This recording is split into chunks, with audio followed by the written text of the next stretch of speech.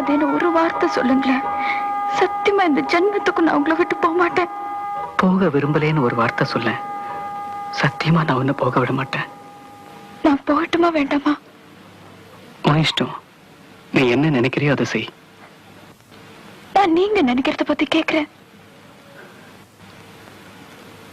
இது உன் வாழ்க்கை, உன் முடிவு. எனக்கும் உன் முடிவுக்கும் சம்பந்தம் இல்லை. உங்களுக்கும் எனக்குமாவது சம்பந்தம் இருக்கா? தெரியல. தாலி கட்டிட்டா மட்டும் போதுமான்னு நீதானே கேட்ட.